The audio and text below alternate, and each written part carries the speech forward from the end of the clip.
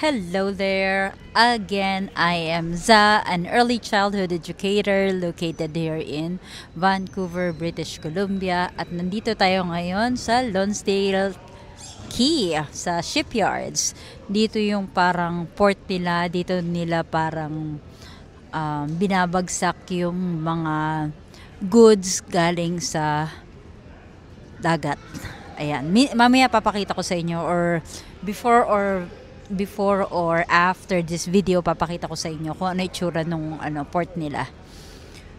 Para rin din yun sa Singapore, kung nakarating kayo sa Singapore, yung parang yung key nila, I forgot the name of that key, ilalagay ko sa description box, or ilalagay ko sa as text sa screen kung ano tawag doon sa key nila. Pero parang ganun din to, parang ano siya, daungan, parang customs. Pero nandito tayo sa may North Vancouver side. Kasi dalawang side to. Isa doon sa Vancouver downtown at isa dito sa may North Vancouver.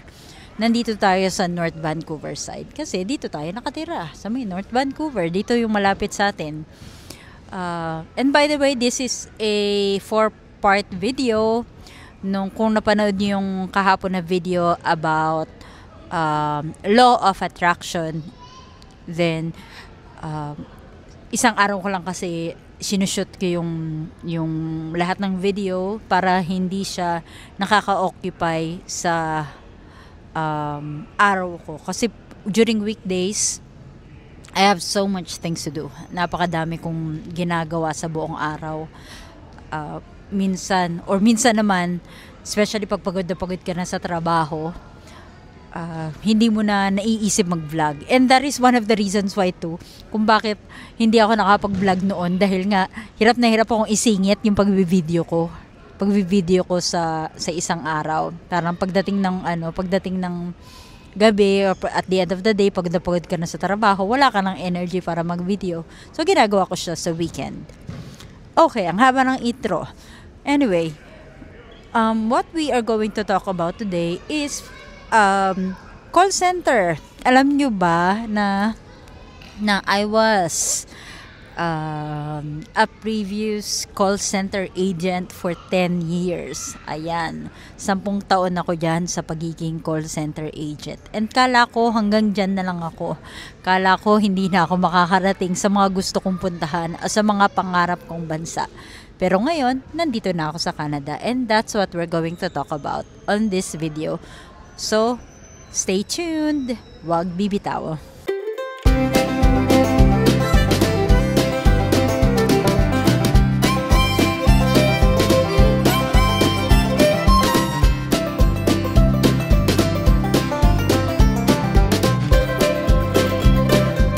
And going back to our topic, ayun na nga, galing ako sa pagiging call center agent.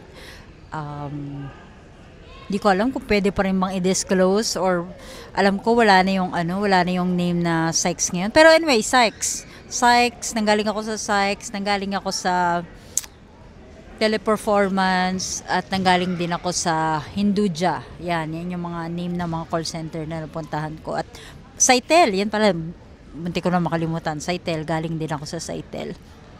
So yan yung mga call center na hindi ko alam na magbibigay pala sa akin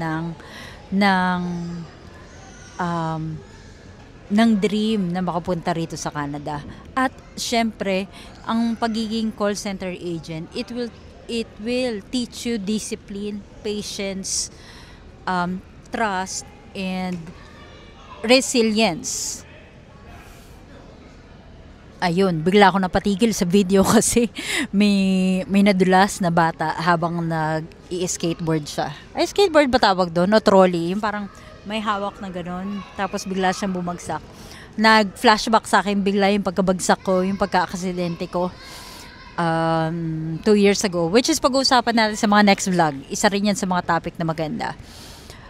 Pag-uusapan natin. So, going back to our topic, naliwas ligaw na naman tayo ng landas. Okay. So, going back to our topic, when it comes to call center, I was, yun nga, ang pagiging call center is nagbigay sa akin ng discipline, patience, and syempre English fluency. yung English fluency ko pala, yung pala yung magbibigay sa akin ng passport and skills para makapunta rito sa Canada. Kasi at that time, I can remember like way back, ang tagal na. Basta matagal na, promise. Sige, sabihin na natin. 20 years ago. Ang tagal na, di ba? Diyos ko, kaya pala tita na. Or ate na. Or tita ate. Bahala kayo sa buhay niyo kung anong gusto niyo tawag niyo sa akin. Anyway, yan, 20 years ago, naalala, konsyong ako talaga mag-English noon. May mga subject-verb agreement, hindi ko alam. I'm not saying that I'm really fluent, and I'm not saying that I'm really good when it comes to speaking in English, pero nakapagsasalita na ako. 'Di ba? Hindi na ako nasyosokot. Hindi na ako natatakot pag hindi na ako masyado na nosebleed. Yan. Kasi usong-uso sa atin 'yan. Hindi na ako na nosebleed na kumausap sa mga English speaking, of course, malamang English speaking country to. So, and one of their first language aside from French. Okay. So, ano yung turning point nung nasa call center ako? Paano ako nakarating dito sa Canada? Hindi naman talaga Canada yung ang tawag yan.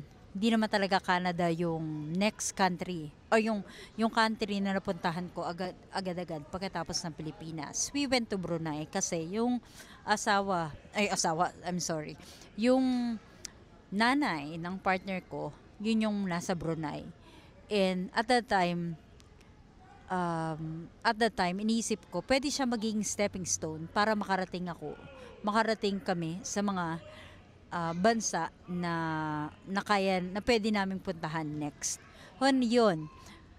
Which is still, sa Brunei kasi, ang English naman kasi, di ba, parang international language siya. Kahit saan bansa mo siya dalhin, as long as marunong ka makipag-communicate, as long as you can express yourself in English, magiging malaki yung chance mo para makapag-apply sa iba't ibang bansa na gugustuhin mo. At yun na nga yung Brunei. Si Brunei, yan yung nag-open ng doors sa akin na pwede pa pala ako kahit na after kung may stuck sa pagiging call center agent ng 10 taon, pwede pala akong bumalik sa pagtuturo. At yun na nga, nagamit ko yung pagiging teacher ko sa Brunei. Nagturo ako doon ng 7 taon, and then yun yung ginamit ko para makapag-apply dito sa Canada. At yun na nga, if you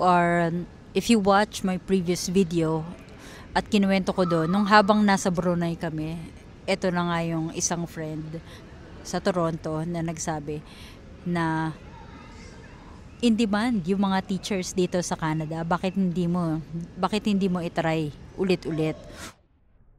Or marami talagang pathway na pwede ang pagiging teacher. Maikwento ko lang, at that time, hindi talaga teacher ang in-applyan ko.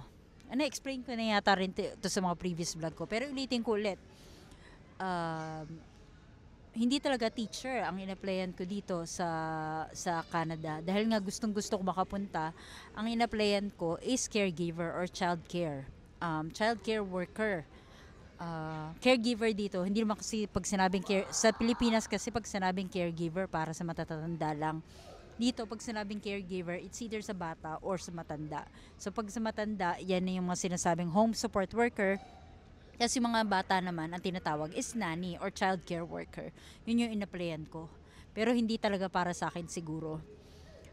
Matagal kong inintay, although maganda naman yung communication ko dun sa dapat magiging employer ko, naming dalawa na partner ko. Kasi hinire din siya.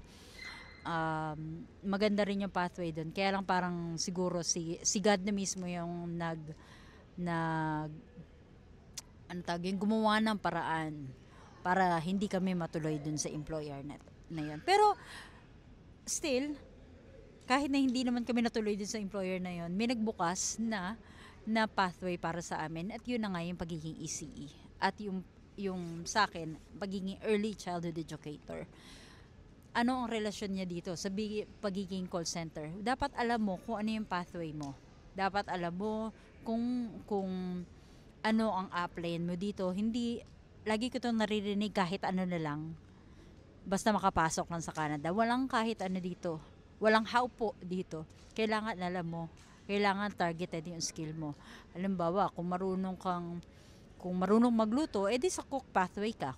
Kung sa ECE ka, edi sa ECE ka. Or kung sa pagiging IT ka, edi yun ang ano mo, yun ang i-pursue mo.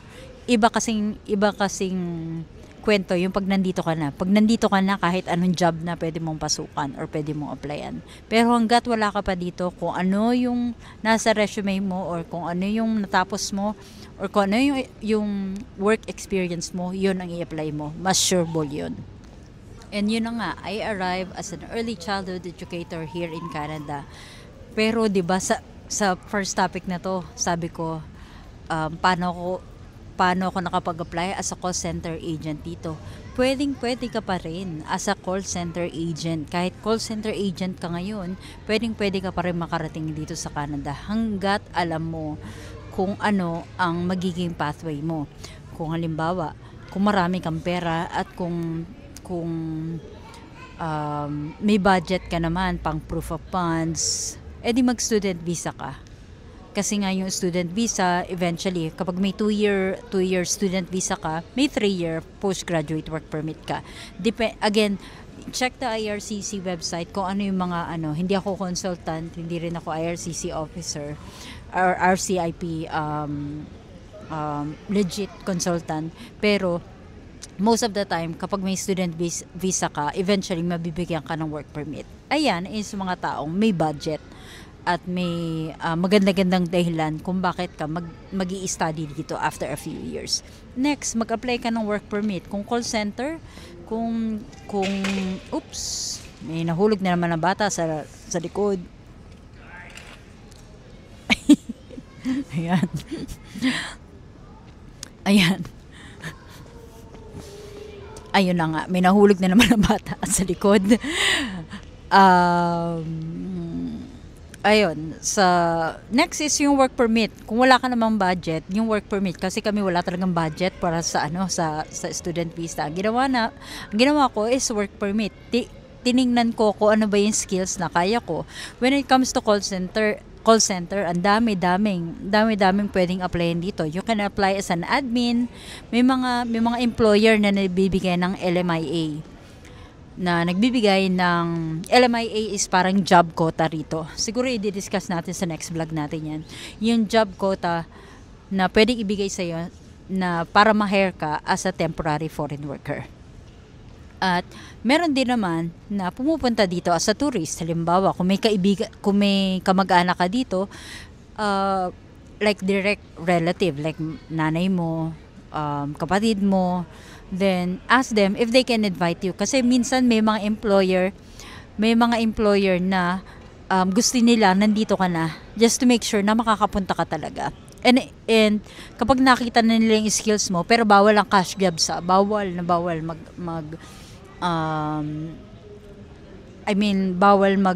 magtrabaho ng cash kasi nga dahil sa CRA or something, parang kailangan nagre-remit ka ng tax mo, kaya bawal. Pero anyway, yun nga, may mga employer na gusto nila nakikita ka nila in person just to make sure, kasi minsan 'di ba, tayo gusto natin makita just to make sure na feel natin yung tao. May mga employer din na ganon. Pero kung hindi naman talaga para sa iyo yan, tiyaga lang. I'm sure na makukuha mo rin yung pangarap na tinatamo mo or inaasam mo na makapunta rin dito sa Canada. And that's the end of our video. Sana nagustuhan nyo ito. Wag titigil sa pangarap sa buhay. Kung ano yung dream mo, I'm sure na makakamtan mo yan sa tamang panahon. Okay? Again, sana nagustuhan nyo. This is an early childhood educator located here in Vancouver, British Columbia, at nagsasabing hindi kailangan na maraming pera Basta may peace of mind. Until next time, see you again on my next vlog. Bye-bye!